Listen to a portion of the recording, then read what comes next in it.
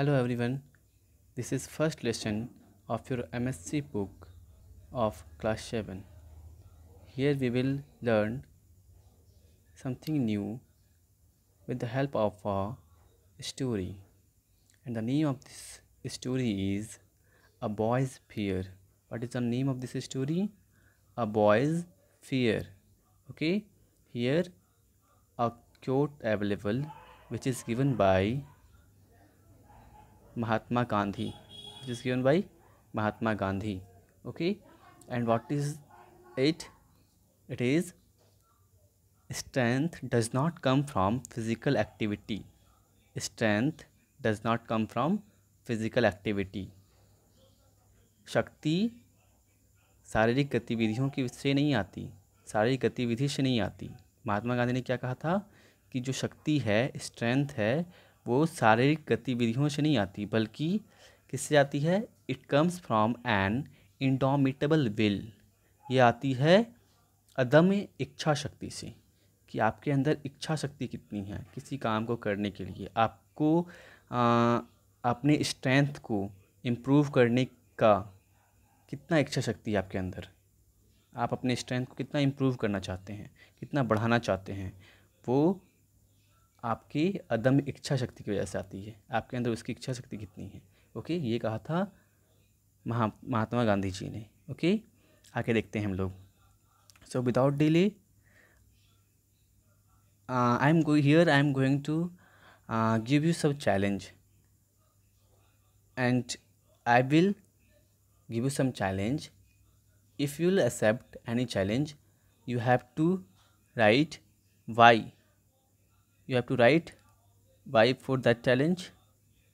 Okay, and if you neglect that challenge, you have to write an in front of that challenge. So the first challenge is to come first in class by cheating.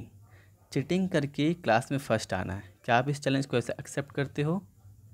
अगर आप इस challenge को accept करते हो तो फिर आप गलत रास्ते पे हो, और अगर आप इस चैलेंज को नेगलेक्ट करते हो, डिक्लाइन करते हो, तो फिर आप सही रास्ते पे हो। क्योंकि चीटिंग करके आप एक बार तो फर्स्ट आ सकते हो क्लास में, लेकिन बार बार नहीं। आप अपने लाइफ के साथ चीट नहीं कर सकते। आप क्लास में एक बार फर्स्ट आ सकते हो चीट करके, लेकिन जब किसी को इस बारे में पता चल गया तो आपकी बेइज्जती तो होगी ही, साथ में आप अपने आप को एक गलत रास्ते में डाल दिए। क्योंकि ऐसा करने से आपको आदत हो जाएगा, क्योंकि आपको लगेगा कि चीटिंग करके भी मैं मार्क्स ला सकता हूँ, जिसकी वजह से आप हर वक्त अपने साथ भी चीट करोगे, अपनी फैमिली के साथ, अपने टीचर के साथ। इस तरह से धीरे धीरे जो हैबिट है वो आपके अंदर डेवलप हो जाएगा। इसलिए बहुत ही गलत हैबिट है। सो ये अगर आप अपने आप में इम्प्रूवमेंट चाहते हैं, अच्छा बनना चाहते हैं, तो आप इसे नेगलेक्ट करोगे। Okay, so the next challenge is to bunk school and go for a party with friends. Okay, school bunk करना है और कहाँ जाना है? फ्रेंड्स के साथ पार्टी करने। ठीक है, क्या इस चैलेंज को एक्सेप्ट करते हो? ऑब्वियसली नॉट, अगर आप अच्छे बनना चाहते हो तो। ठीक है, the third one is to win a game of hockey by doing lot of practice. Any game, अगर आपको जो भी गेम पसंद है उस गेम को आप जीतना चाहते हो बहुत सारे प्रैक्टिस करके। ठीक है, चाहे वो आपके एग्ज़ाम में मार्क्स का ही क्यों ना हो। ठीक है, अगर आप अपने एग्ज़ाम को एक गेम की तरह लेते हो तो आप बहुत सारा प्रैक्टिस करके आप उस गेम को जीतना चाहोगे। ठीक है, चाहे वो आपको क्रिकेट पसंद है। ठीक है, तो हर चीज़ का एक सीक्रेट है। अगर आप किसी भी फील्ड में सक्सेस होना चाहते हैं तो उसका एक सीक्रेट है। वो सीक्रेट क्या है? कि आप उस पर्टिकुलर फील्ड में कितना प्रैक्टिस कर रहे हो। चाहे आप क्रिकेट खेल रहे हो तो आप अच्छे क्रिकेटर बनना चाहते हो तो वहाँ पर चीटिंग करके नहीं बन सकते। आप किसी तरह से भी चीटिंग करके आप अच्छे क्रिकेटर नहीं बन सकते। आपको अच्छा क्रिकेटर बनना है तो आपको प्रैक्टिस करना होगा। ठीक है, आपको अच्छा स्टूडेंट बनना है तो आपको पढ़ना होगा, पढ़ाई के लिए प्रैक्टिस करना होगा। ओके, अगर आपको अच्छा टेनिस प्लेयर बनना है तो आपको टेनिस में प्रैक्टिस करना होगा। तो आप समझ में आ रहा है आपको? उसका फोर्थ पॉइंट क्या है? तो आई होप कि आप इसे एक्सेप्ट करोगे, ये जो थर्ड चैलेंज है ना। फोर्थ वाले को देखते हैं हम लोग क्या है। To work hard for getting good marks in the examination. Examination में अच्छे मार्क्स लाने के लिए हार्ड वर्क करना, ठीक है। तो क्या ये आप कर सकते हो? ये मैं आपको चैलेंज करता हूँ। अगर कर सकते हो तो फिर यहाँ पर वाई लिखना है, ओके। आगे देखते हैं हम लोग। So let's read this the story. Let's read the story, okay. अभी हम लोग पढ़ेंगे एक स्टोरी, ठीक है, और जानेंगे कुछ नई चीज़ों के बारे में, ठीक है। ये जो स्टोरी है ये एक जापानीज़ मोरल स्टोरी है। कौन सी स्टोरी है? जापानीज़ मोरल स्टोरी है, मतलब जापान का, जो जापान देश है वहाँ का स्टोरी है, ओके। आगे देखते हैं। अ 10 years old boy decided to learn judo despite the fact that he had lost his left arm in a devastating car accident। एक 10 साल का बच्चा होता है, वो क्या सीखना चाहता है? वो जूडो सीखना चाहता है, जबकि वो तब जूडो सीखना चाहता है जबकि वो एक कार एक्सीडेंट में अपने लेफ़्ट आर्म को खो चुका है, ठीक है। अपने लेफ़्ट आर्म को क्या कर चुका है? खो चुका है। इसके बावजूद वो जूडो सीखना चाहता है। The boy began lessons with an old Japanese judo master. तो बॉय जो है वो जूडो सीखने के लिए किसके पास जाएगा? जिसको जूडो आएगा, है ना। तो जूडो के टीचर हैं उनके पास जाएगा। तो वो स्टार्ट करता है एक जापनीज़ जूडो मास्टर के पास जाता है उनसे सीखने के लिए जूडो, ठीक है। The boy was doing well. तो जो लड़का था वो बहुत अच्छा कर रहा था जूडो सीखते वक्त, ठीक है। So he could not understand why. जबकि वो बहुत अच्छा कर रहा था फिर भी वो ये बात समझ नहीं पा रहा था कि आफ्टर 3 months, 3 महीने की ट्रेनिंग के बाद भी, after 3 months of training the master had taught him only one move. 3 month की ट्रेनिंग के बाद भी, मतलब लगातार वो बहुत अच्छा प्रैक्टिस कर रहा था, वो बहुत अच्छे से सीख रहा था जूडो, लेकिन फिर भी 3 महीने के बाद भी, 3 महीने तक प्रैक्टिस करने के बाद भी जो वो उनके टीचर हैं, है ना, जो उसके 3 months of training the master had taught him only one move. उनके जो मास्टर हैं उसे एक ही मूव सिखाया उन्होंने, उसे इससे ज़्यादा मूव सिखाया ही नहीं है, बस एक ही मूव, ठीक है। सेंजी। सेंजी का मतलब क्या होता है? यहाँ पर देखो एक वर्ड है सेंजी। सेंजी का मतलब क्या होता है? सेंजी का मतलब होता है टीचर। जापान में टीचर को सेंजी कहते हैं, जैसे कि हमारे हिंदी में टीचर को क्या कहते हैं? शिक्षक कहते हैं, है ना। सेम तरीके से जापान में, जापानीज़ में, है ना, जापानीज़ लैंग्वेज में टीचर को सेंजी कहते हैं, okay. Sensei the boy finally said. जो लड़का है वो अपने टीचर से बोला, sensei shouldn't I be learn more moves. क्या मुझे और ज़्यादा मूव्स नहीं सीखने चाहिए? वो उससे पूछा कि मैं 3 महीने से एक ही मूव सीख रहा हूँ, क्या मुझे और नहीं सीखने चाहिए? This is the only move you know, but this is the only move you will ever need to know. तो द सेंजी रिप्लाइड, जो सेंजी हैं यानी कि उनसे टीचर हैं, उन्होंने रिप्लाई किया कि यही सिर्फ एक मूव है जिसे तुम जानते हो, है ना, लेकिन this is the only move you will have ever need to know. लेकिन सिर्फ यही वो मूव है जिसे तुम्हें जानने की ज़रूरत है, और तुम्हें इससे ज़्यादा जानने की ज़रूरत है ही नहीं, ठीक है। तुम एक ही मूव जानते हो और तुम्हें इसी मूव को जानने की ज़रूरत है, इससे ज़्यादा जानने की ज़रूरत नहीं है, okay. Boy was not able to understand. जो बॉय था वो समझ नहीं पाया कि ऐसा टीचर क्यों कह रहे हैं कि मैं एक ही मूव जानता हूँ, मुझे इतना ही जानने की ज़रूरत है, ठीक है। But believing in his teacher the boy kept training, ठीक है। लेकिन वो अपने टीचर पर विश्वास रखा, ठीक है, जबकि उसके टीचर उसे एक ही मूव सिखा रहे थे, और उन्होंने ये भी कहा कि तुम एक ही मूव जानते हो और तुम्हें इसे ही जानने की ज़रूरत है, इससे ज़्यादा जानने की ज़रूरत नहीं है। लेकिन फिर भी वो अपने टीचर पे बिलीव किया, विश्वास रखा, और द बॉय केप्ट ट्रेनिंग, और अपने ट्रेनिंग को वो चालू रखा, ठीक है। सेवरल मंथ्स लेटर, कुछ महीने बाद, the sensei took the boy to his first tournament, ठीक है। जो सेंजी हैं, जो टीचर हैं, वो उस लड़के को, है ना, जिसका लेफ्ट आर्म नहीं है, जो बायां हाथ उसका नहीं है, उसको लेकर कहाँ चले गए? उसको उसकी पहले टूर्नामेंट में उसे हिस्सा दिलवाया, उसके पहले टूर्नामेंट में। समझ में आ रहा है ना आपको?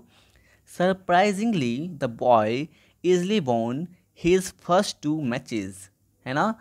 मतलब सरप्राइजिंगली ही बोलेंगे कि जो लड़का है जिसका लेफ्ट आर्म नहीं है ना, बायां हाथ नहीं है, और उसके बावजूद भी वो पहला 2 मैच जीत गया, ठीक है, आसानी से, इजली यहाँ पर लिखा हुआ है ना, आसानी से 2 मैच जीत गया।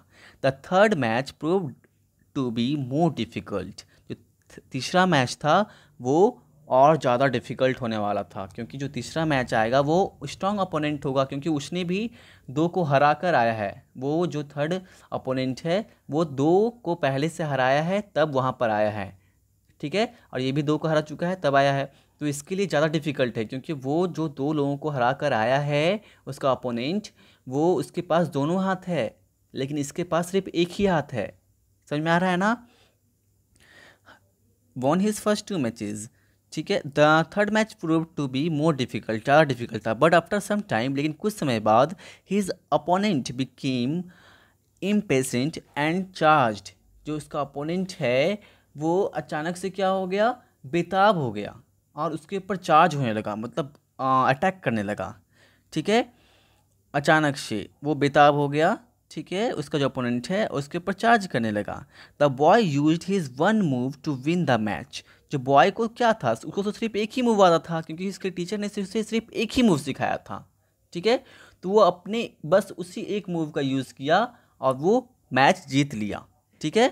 इस मैच को भी, थर्ड मैच को भी जीत लिया, ठीक है, जो उसे एक मूव आता था उसका ही यूज़ करके, ठीक है। Still amazed by his success the boy was not in the finals, ठीक है।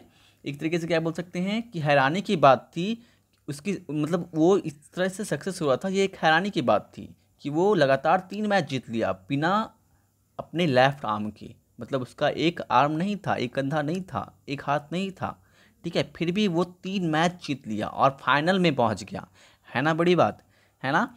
Still amazed by his success the boy was not in the finals, this time his opponent was bigger, और इस वक्त जो opponent था और भी ज़्यादा ताकतवर, और भी ज़्यादा शक्तिशाली, ठीक है, और भी ज़्यादा मजबूत और एक्सपीरियंस्ड था, ठीक है, और भी ज़्यादा बड़ा था।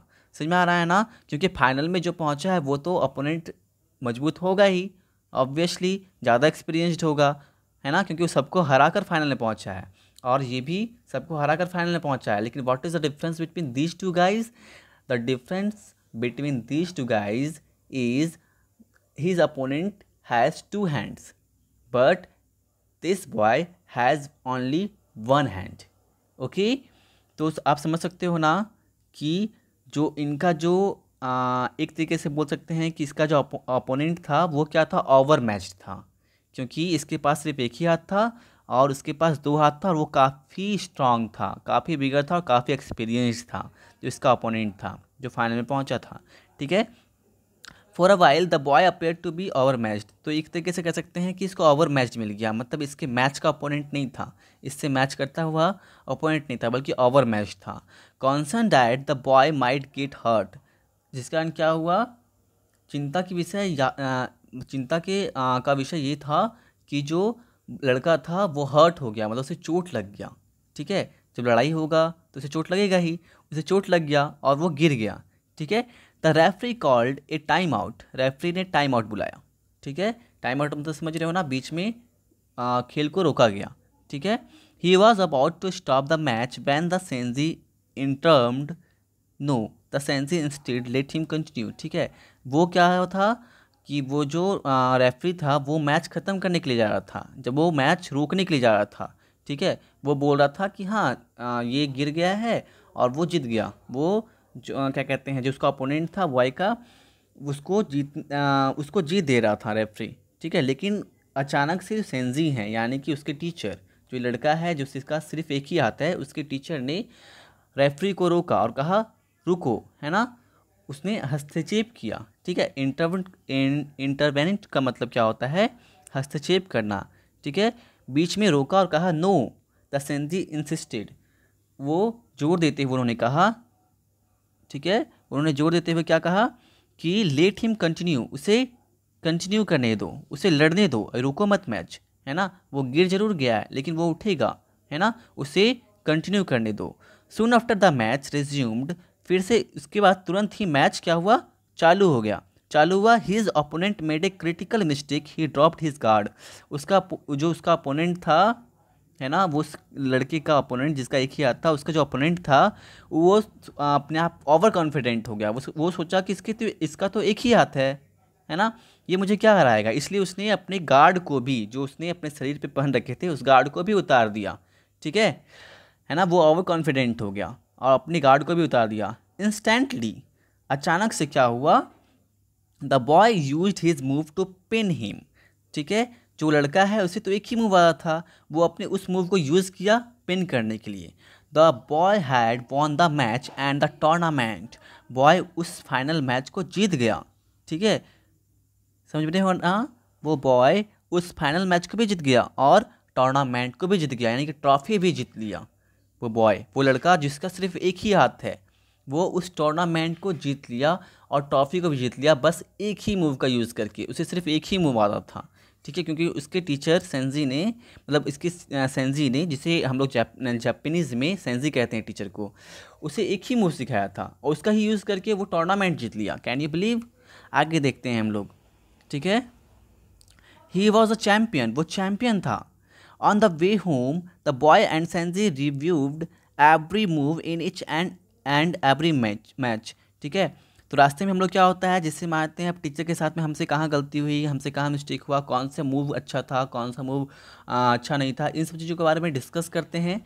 तो जब वो घर लौट रहे थे, ठीक है, तो वो अपने टीचर के साथ में उन सब चीज़ों को रिव्यू कर रहा था, हर एक मैच का, है ना, हर एक मैच का हर एक मूव को क्या कर रहा था, रिव्यू कर रहा था अपने टीचर के साथ में, उसके बारे में डिस्कस कर रहा था। Then the boy summoned the courage to ask what was really on his mind. ठीक है, उसके बाद अचानक से जो लड़के ने लड़के के पास करेज आया, है ना, अपने टीचर से पूछने का कि एक्चुअली में उनके माइंड में क्या था, है ना, उनको क्या लगता था। ठीक है, कि मैं कैसे जीत लिया। ठीक है, तो वो पूछा क्या, sensei, how did I win the tournament with only one move. मैं सिर्फ एक मूव के साथ कैसे टूर्नामेंट जीत सकता हूँ, मुझे तो सिर्फ एक ही मूव आता है। सेंजी भी कंफ्यूज था, अब सॉरी, वो लड़का भी कंफ्यूज था और टीचर से पूछ रहा है कि मैं सिर्फ एक मूव के साथ पूरे टूर्नामेंट को कैसे जीत सकता हूँ, है ना, हाउ इज़ इट पॉसिबल। उसे भी बिलीव नहीं हो रहा था। उसके बाद फिर क्या हुआ, उसके टीचर ने रिप्लाई किया, you won for two reasons. तुम दो कारण से जीते टूर्नामेंट। कैसे, द सेंजी आंसर्ड, सेंजी ने आंसर दिया कि तुम दो कारण से टूर्नामेंट जीते। First, you have almost mastered one of the most difficult throws in all of judo. पहला तो ये कि तुम जूडो का जो सबसे डिफ़िकल्ट मूव होता है ना, उसमें तुम मास्टर डिग्री हासिल कर लिए थे, मतलब उसमें तुम एक्सपर्ट हो गए थे, है ना, उस एक मूव में। सबसे ज़्यादा जो डिफ़िकल्ट मूव है जूडो का, उस डिफ़िकल्ट मूव को ही मैंने तुम्हें सिखाया, उससे ज़्यादा तुम्हें मैं कुछ नहीं सिखाया, और उसमें ही तुम मास्टर्ड हो गए थे, है ना, मतलब मास्टर हो गए थे, मतलब एक तरीके से बोल सकते हैं कि एक्सपर्ट हो गए थे।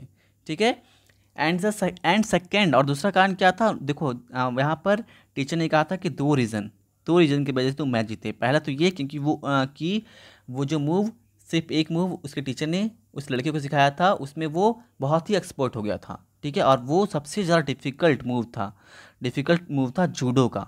ठीक है, और दूसरा कारण क्या है, and second, the only known defence for that move. ठीक है, जो सेकेंड कारण क्या है, जो ओनली नोन मूव है जिसको डिफेंस के लिए, उस मूव का डिफेंस के लिए जो सिर्फ एक ही तरीका है, मतलब उस जो मूव वो सीखा था, वो अगर कोई मूव यूज़ करे तो उसको रोकने का सिर्फ एक ही तरीका है। और वो तरीका क्या है, वो तरीका है कि तुम्हें अपोनेंट का लेफ्ट आर्म पकड़ना पड़ेगा, है ना, अपोनेंट का लेफ्ट आर्म पकड़ना पड़ेगा। लेकिन यहाँ पर क्या था कि उस लड़के का तो लेफ्ट आर्म था ही नहीं, तो उसका अपोनेंट कैसे लेफ्ट आर्म पकड़ता। समझ में आ रहा है ना, जो मूव उसके टीचर ने लड़के को सिखाया था, है ना, वो मूव सबसे ज़्यादा डिफ़िकल्ट मूव था जूडो का। और उस मूव का डिफेंस, उस मूव से बचने का सिर्फ एक ही तरीका है कि आपको अपोनेंट का लेफ्ट आर्म को पकड़ना पड़ेगा। अगर आप अपोनेंट का लेफ्ट आर्म पकड़ोगे तो ही आप बच सकते हो उस मूव से। ठीक है, लेकिन उसके अपोनेंट के पास तो ऑप्शन ही नहीं था, क्योंकि इस लड़के के पास तो लेफ्ट आर्म ही नहीं था।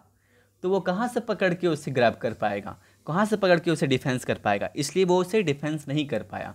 ठीक है, तो यहाँ पर क्या हमने सीखा, क्या मिला, the boys biggest weakness had become his biggest strength. उस बॉय का सबसे बड़ा वीकनेस क्या था, उस बॉय का सबसे बड़ा वीकनेस था कि उसका लेफ्ट आर्म नहीं था, लेकिन उस मूव के कारण जो कि लेफ्ट आर्म को पकड़ के ही डिफेंस किया सकता था, वही वो उसका लेफ्ट आर्म नहीं था और यही उसका सबसे बड़ा स्ट्रेंथ बन गया।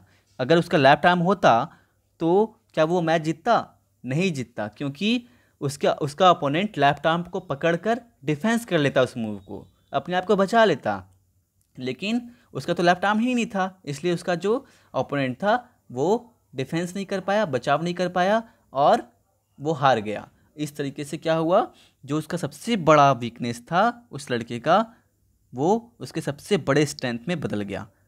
समझ रहे हो ना? ओके, आई होप कि आपको ये कहानी अच्छी लगी होगी और आपसे आप रिप्लाई करके मुझे बताओ कि आपने इस स्टोरी से क्या सीखा। ठीक है, आपको इस स्टोरी में क्या क्या सीखने को मिला। ठीक है, आप कमेंट करके बता सकते हो। Okay, thank you, bye bye.